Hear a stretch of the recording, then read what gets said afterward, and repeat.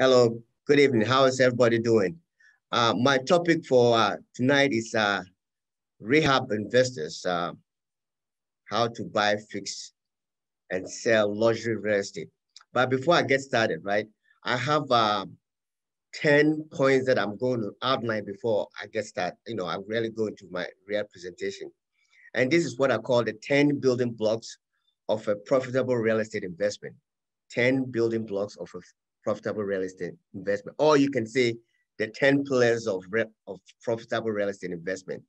The first one, as you know, I believe is education. Because if you really want to be in the real estate investment, and really understand what's going on, my belief is that you have to actually at least get some education, so at least you will know what you're doing. And I'm happy to be part of this REI USA platform. That is one of the premier platform to learn more about real estate investment. I mean, you can read books, you can go to real estate association network meetings, you can take seminars, you can webinars, podcasts, you can work with mentors and stuff like that. So one of the pillars that I believe as a real estate investor you have to understand is that you have to be educated. The second one that I believe is what I call a winning formula. As a real estate investor, I believe that you have to have a winning formula. What do I mean by a winning formula? It's a plan that you devise to achieve your objectives. A winning formula is a set of rules that you devise to help you achieve your investment goals. For example, one area that I will talk about being a niche for you to invest is what I call um, areas that you want to specialize in. For example, are you buying single family homes? Are you buying multifamily homes? Is it commercial, industrial? Are you into lots? For example, as a real estate investor, my specialty is buying uh, low value properties, fixing them, and then selling them in the higher market. I try to specialize in property where I can sell for like $500,000 and up. So that is my niche. Maybe your niche might be something different, but that is one pillar that you have to also think about as you get into this business. Another area that I think we have to talk about is your strategy. And what is your strategy? Is your strategy to buy, fix and sell? That's one of my favorite strategies. Is it to buy and rent? You know what it is. You have to decide what you want to do. Another thing that I believe we have to understand is the real estate market. I mean, what is happening in the local real estate market, and how does it relate to your strategy? For example, in this local market right now, we know that inventory is very, very low. We know that. We also know that interest rates are very, very low too. So what does that mean to me, for example, as an investor? That means that when I fix my properties and I'm selling them, because interest rates are very, very low, I'll be able to get more buyers interested in the property to buy. Not only that, because inventories are very, very low, it also helps me to sell my properties very, very, very, very quickly. You see, because understanding the local market is very, very important. I also advise real estate investors to at least, if possible, learn about, take a course in real estate agency so that at least you'll be able to understand it, real estate, how real estate agents work. For example, before I became an agent, I was an investor. I was an investor for a long time before I became an agent. So I'm able to relate to agents, how they work, how they interact with buyers and sellers and stuff like that. So that's one of the pillars that I believe you have to understand if you want to be a very seasoned real estate investor. Another thing that I believe you have to do is to develop a team, because I believe that real estate is what I call it's a team sport.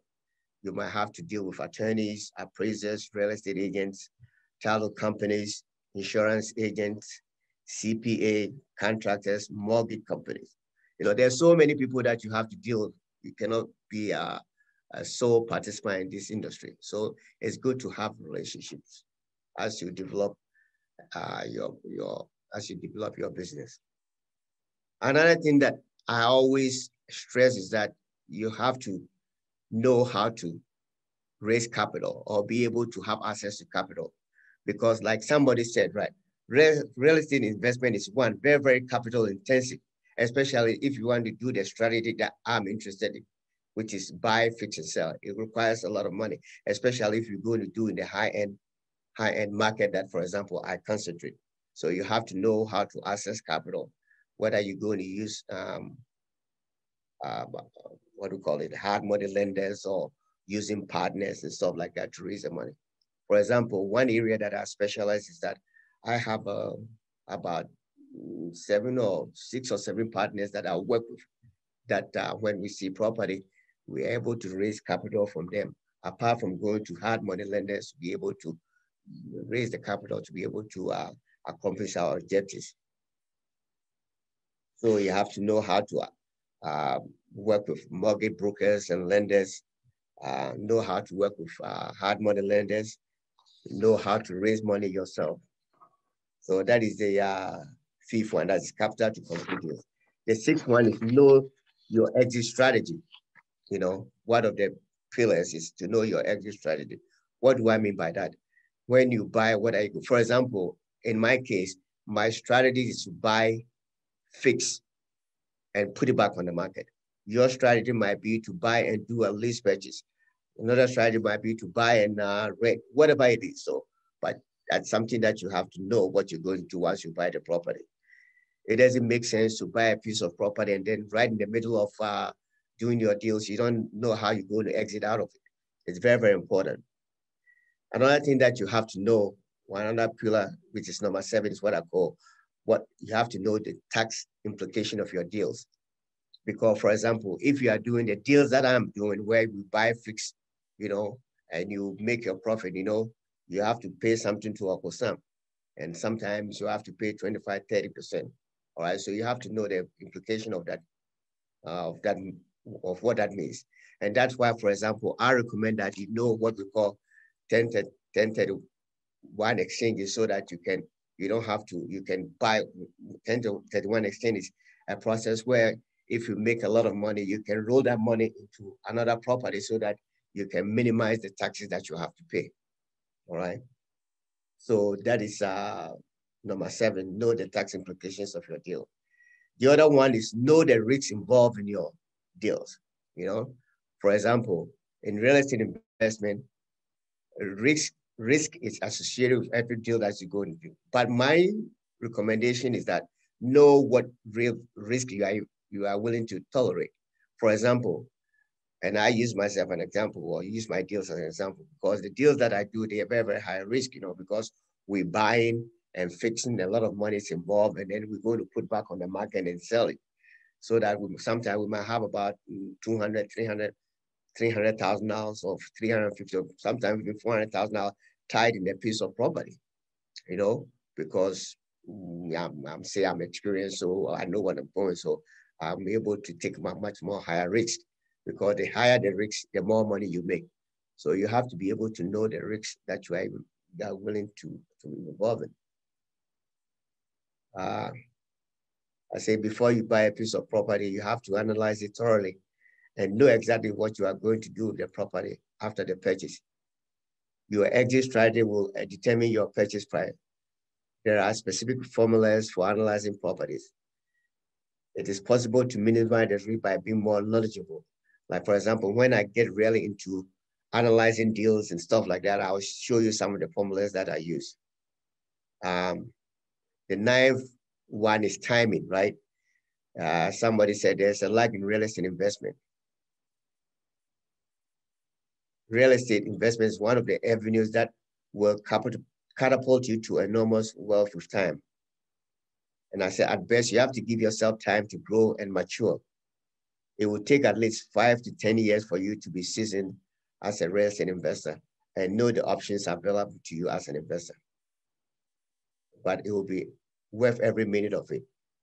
So time is very, very important because with time, you're able to learn all the various activities that involve in being an investor. Because with time, we'll be able to help you to know all the nuances. So, because as you know, real estate is a very, very complex investment. There's so many forces, interplay of forces that comes into play. For example, I was thinking, 2, 3 years ago, none of the experts were able to, for example, predict what the market is going to do in 2021.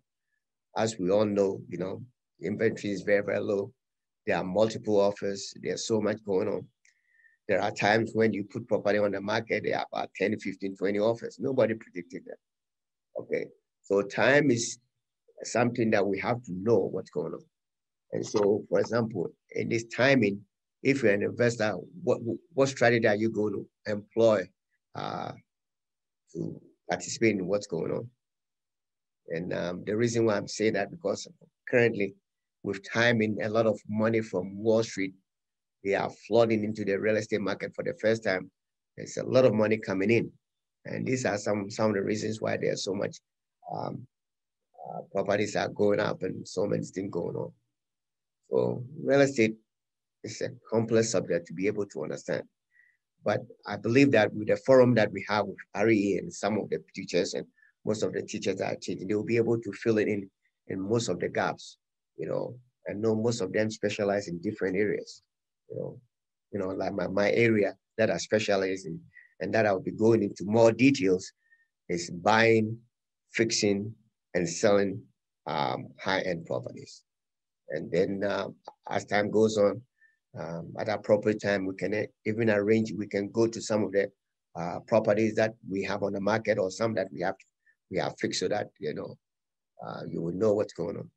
So when I start going into details about some of these properties, I'm really going to show you exactly what we did, some of the strategies that we employed, how, sometimes even possible, I'll show you some of the money that we make from doing some of these deals. Now, the 10 pillar that I'm going to talk about now is what we call, I said real estate is the ideal investment. I know if you've been involved in real estate for a long time, you know about this. It brings you income. You are able to depreciate your property through the tax laws. Property values goes up, but you can also depreciate it and take some what we call paper loss. There's also equity that we all know. You bought a property for $100,000. After 2 or 3 years, you're able to appreciate, $25,000, $30,000, whatever it is. So that's equity. And as we know, appreciation is property values going up all the time in this environment.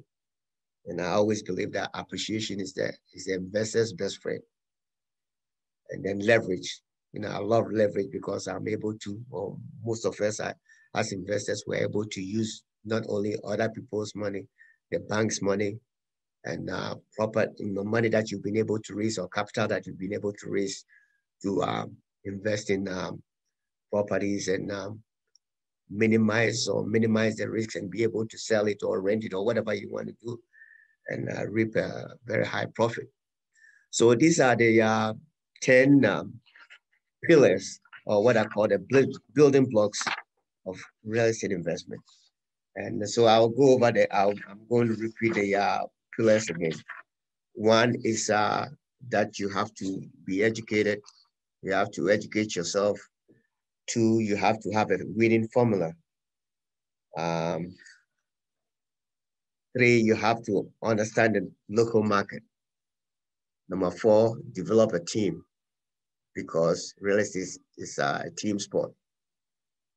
Number four is team. Number 5 is capital to complete deals.